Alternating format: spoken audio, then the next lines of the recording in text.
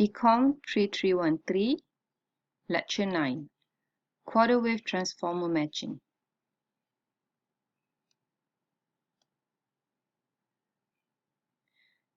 Now, what is impedance matching?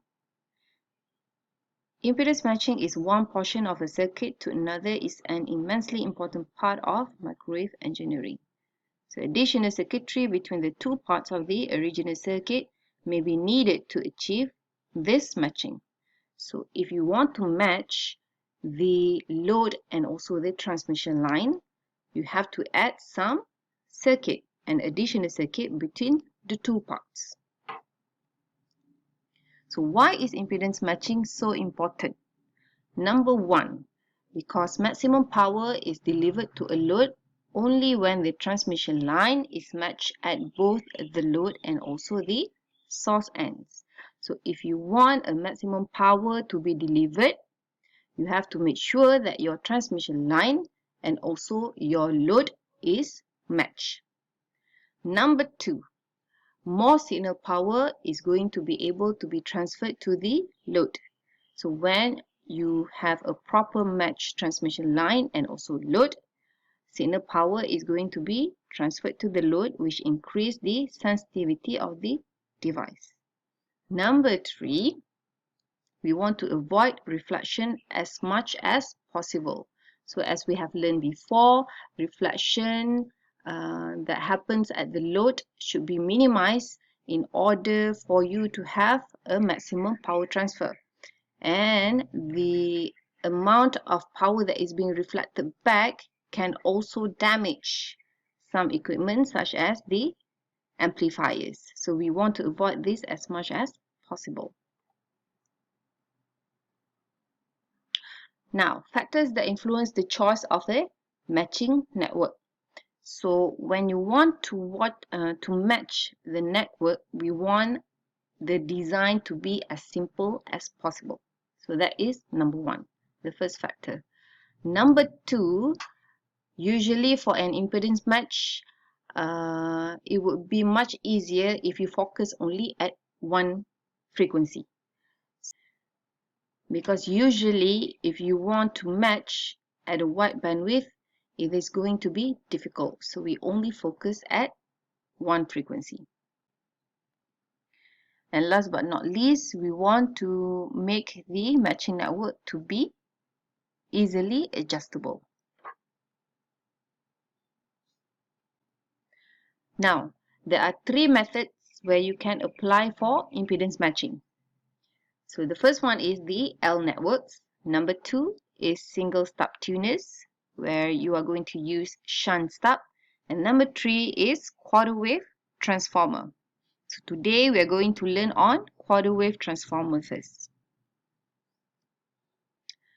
Now, for a transmission line in the sinusoidal steady state with an arbitrary resistive load, so here, refer to the figure, you have the transmission line. So this would be your transmission line, and then the load would be the one on the right. So this is your load, your RL. So this is your load. So what do you have here? So this length is equal to lambda over 4, or we can call it as quarter wave. So this is the matching network, the additional circuitry that you have added to the circuit in order to match your load with your transmission line, because we want to decrease your reflection as much as possible.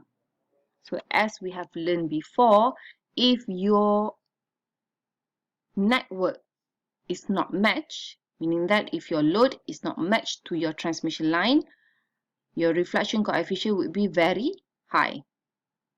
So if you have a reflection coefficient of 0, meaning that your transmission line and also your load is both matched. Okay, the input impedance of the right-hand transmission line is given as Zin is equal to Z1 RL plus J Z1 tan beta L over Z1 plus J RL tan beta L. So we have learned this formula before in the previous lecture. Now, we're going to imagine that we have a special length, an additional circuit. So the length is lambda over 4. So this is going to be your quarter wave transformer.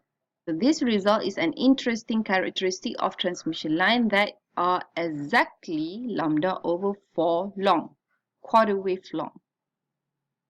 So we can harness the characteristic to design a matching network using a lambda over 4 length section of the transmission line.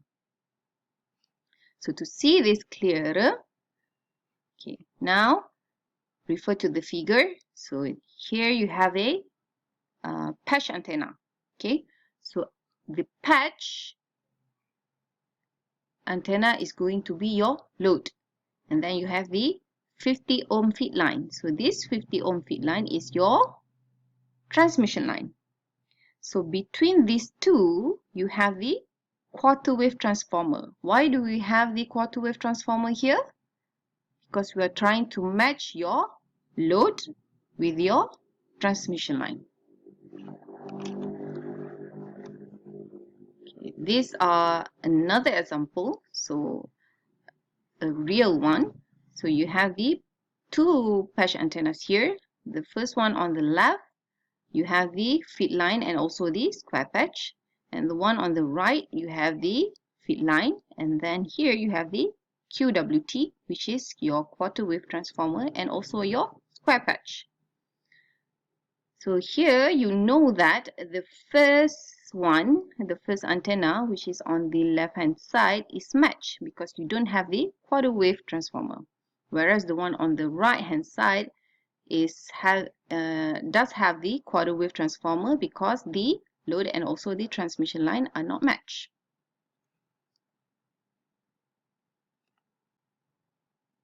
Now, with coaxial cable, twin lead, and other similar transmission line, this is often not a practical solution for a matching problem.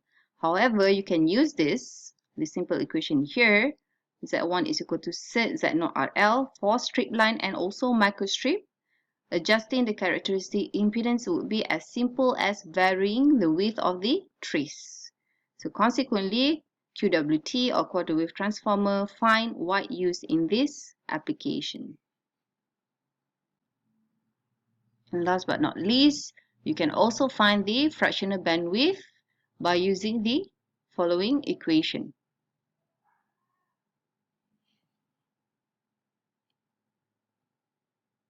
Now, let us see this example. Design a microstrip quarter wave transformer to match a load of 100 ohm to a 50 ohm line. So here you know immediately that your load is not matched to your transmission line because your load have an impedance of 100 ohm while your transmission line is 50 ohm. So we have to add an additional circuitry. So here you're going to add a microstrip quarter wave transformer in order to match your load with your transmission line. So this one is using the Rogers RO403C laminate. So we're going to refer to the W over D graph given by the datasheet.